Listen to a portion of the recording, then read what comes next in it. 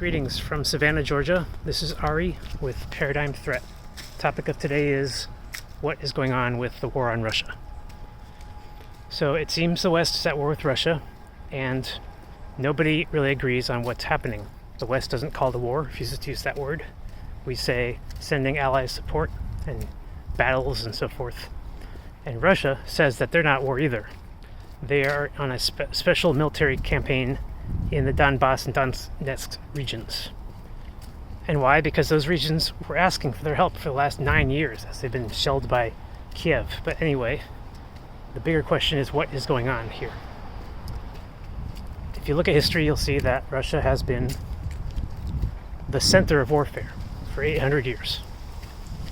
Even if that history has been redacted and people are confused today, it's actually very simple. Russia was the center of the world for 400 or 500 years as the world empire before it fell apart in 1775. And since then, the deep state has redacted their history using the Romanovs' help and their personal history books of their family to give us a fake version of history where Russia basically is insignificant and a tiny little European state in Europe. But history would show that Russia has been in the war games this whole time. They are not new to war. They are the oldest warriors on this planet. So why would we ever try to attack a country like that?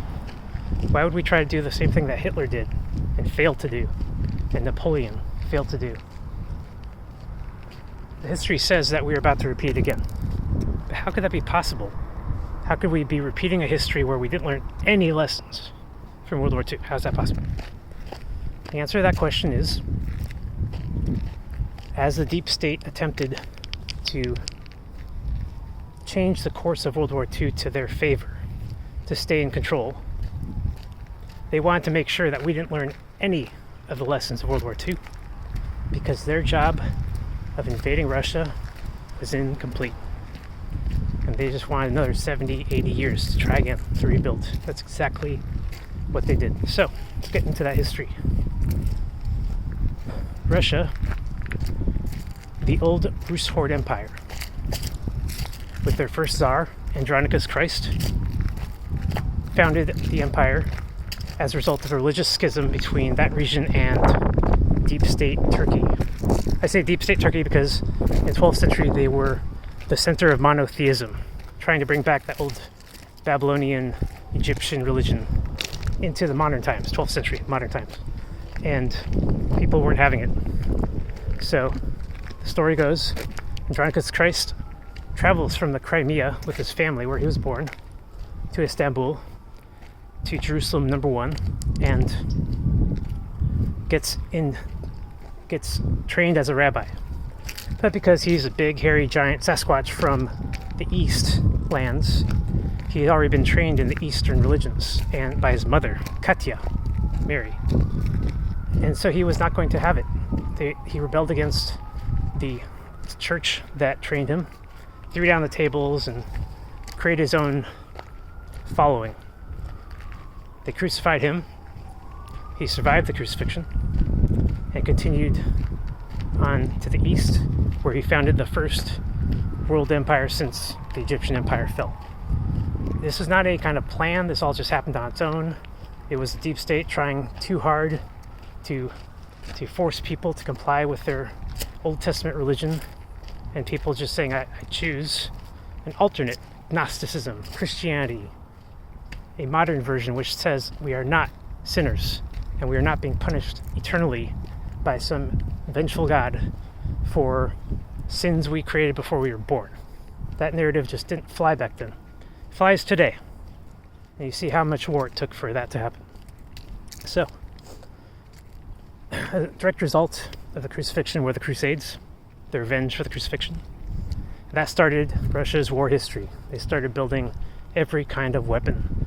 The Bible describes a lot of these battles in detail, but we cannot relate to those details anymore. Trumpets that shoot lightning out across the battlefield and strike down the enemy, that doesn't make any sense. But we have to assume that it was possible back then for them to have discovered all of the general technologies of warfare way back then. They didn't have to wait hundreds of years. And that the best weapons were the simplest ones: electricity, fire. And what they did was they created an invincible army. The first piece of technology they used was 1421, when a meteorite fell on Damascus.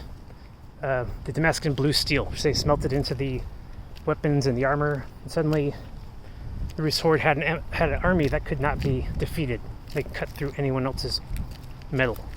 So that was the first stage of technology. But by the time the 15th century happened, the Rus horde Empire had become quite advanced. They essentially had all those advanced weapons and trumpets and so forth, and they were ready to take out anyone who challenged them. But the Rus horde Empire fell from within. The West and the Reformation had resisted them and began to supplant their aristocracy, their religions, and force them all into monotheism around the 17th century, Oprichnina. This was the darkest time of Russian history. At one point in the 17th century, all of the generals of the Russian army were ordered to be assassinated. You can see similarities between Star Wars Episode 1, right? Or 3, when all the Jedis were killed. Yeah, this is world history. This is Russia's very complicated and very sad past. And with all those complications and lessons comes a modern perspective of resilience. Russia's been through this before. They know what the enemy is doing, how they do it, and they know where all of the flaws are too. As I keep hearing the foreign ministers say, the biggest flaws that the West had in this invasion were the contradictions they set upon themselves, with the sanctions and cutting off the oil supply and making hundreds of millions of people starving this winter. Many died. That's all just a tactic to contain Russia at all costs, to prevent them from becoming a world oil empire. And yes, people are going to have to starve and die for the West to have this one little tactic.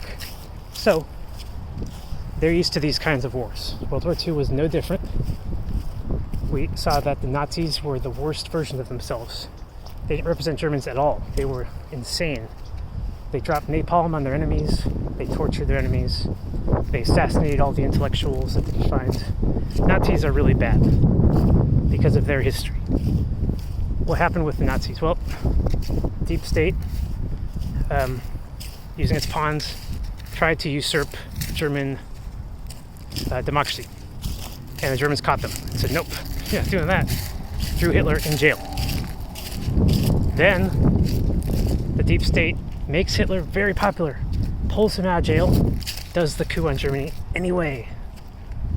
A lot of people just forget this. They just want to blame the Germans, but the Germans did not like what was happening there with Hitler, and they were forced to go along with it.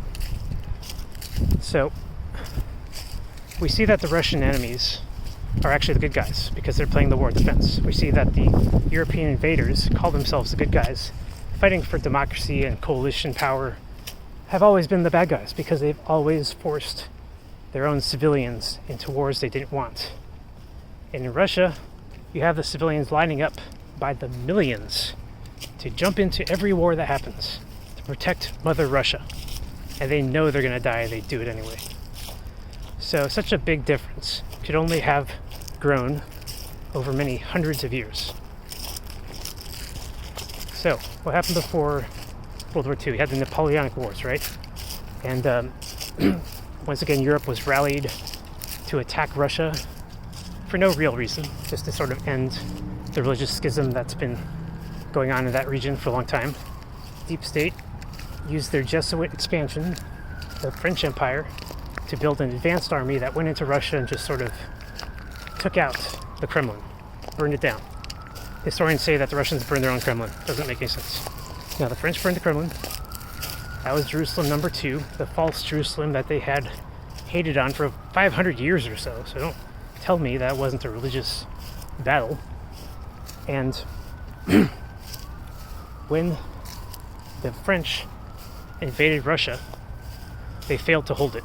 And it wasn't because of the Russians, not this time. The Battle of 1812 is extremely unique, and if you've read my research, you know what I'm talking about. In that war, the French invaded Russia and made peace with the Russians. They said, look, we know that we have religious schism here, but we don't really like our masters. The masters are telling us to go into these regions, Egypt, Sri Lanka, and sort of just supplant and enslave everyone. And the French keep doing this. I mean, they have a notorious problem in Africa right now. They're very well known. Look at the history of Albania, the French. Really terrible. So, at some point, the French realized this. And under Napoleon, they completely turned against the plan. And they said, we are not doing this deep state garbage anymore. We are going to start over with a new religion, atheism, and a new calendar, a new way of life from top to bottom. That French Revolution that led to the Napoleonic Wars, another French Revolution, was so profound that it ruined all of the deep state's plans. And they had to reverse course. Somehow they had to put God back in charge in everyone's minds and defeat all of God's enemies. The irony here of the 1812 war was that all of Siberia was destroyed.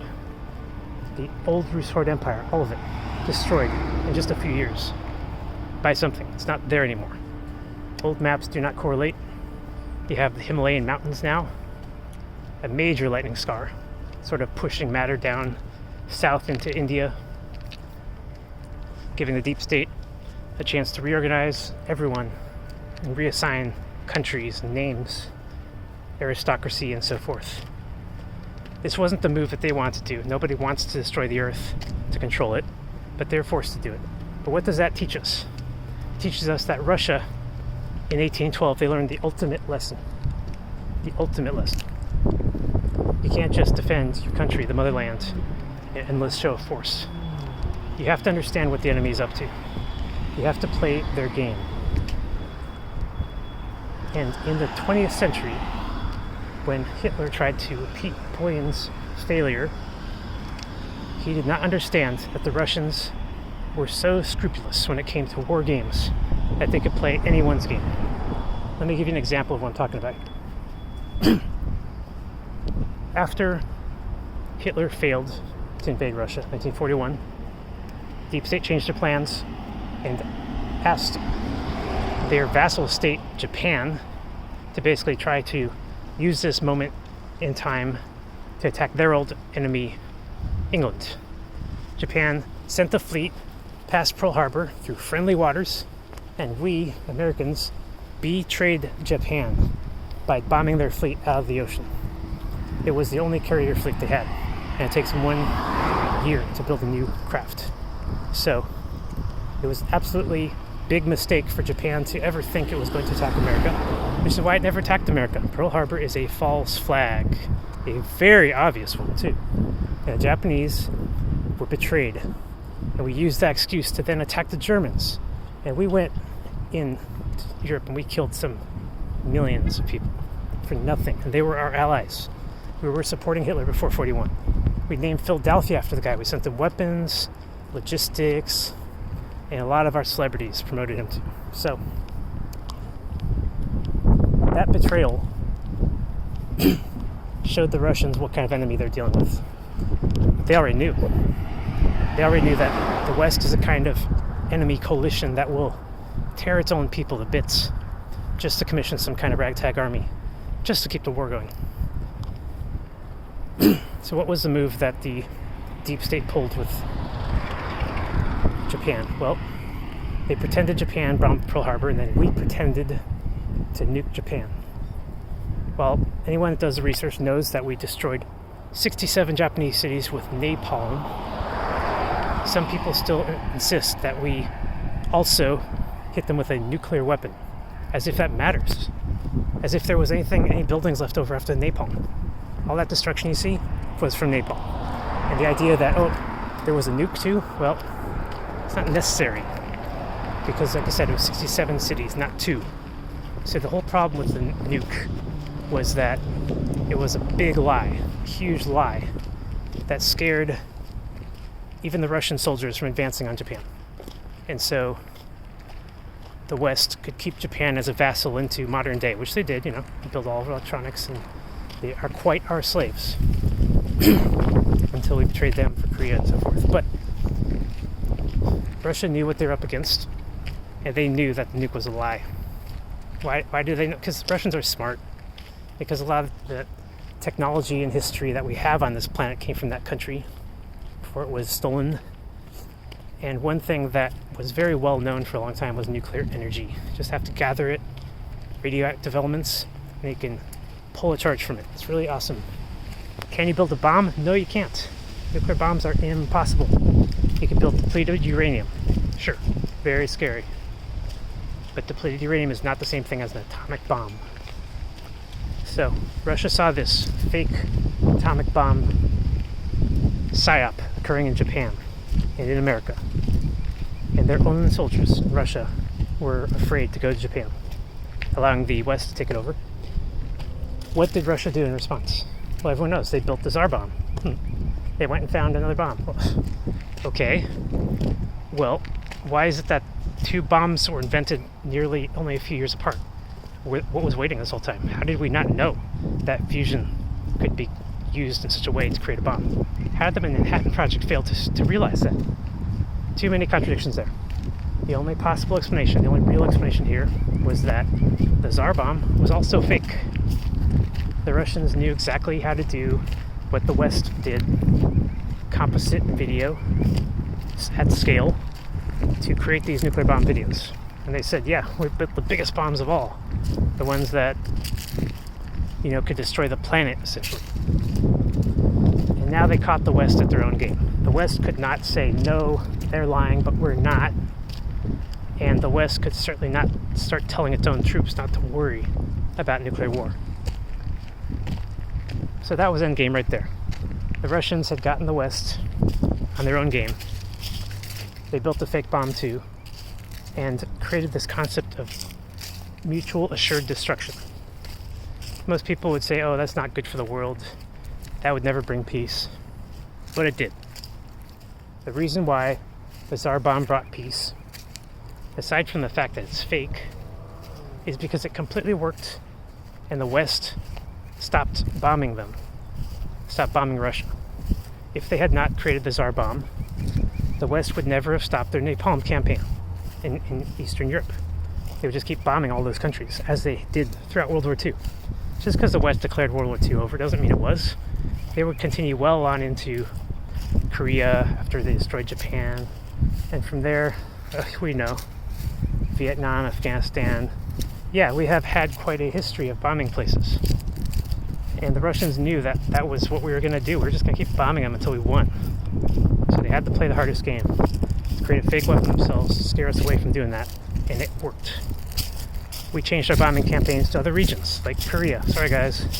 And we started containing Russia on a much larger and wider scale. After 40, 50 years of containment, we are now ready to go to war. But Russia, our enemy, saw this coming so long ago that all they've been doing this whole time is preparing. And every last thing that we could possibly come up with at this point, they have accounted for.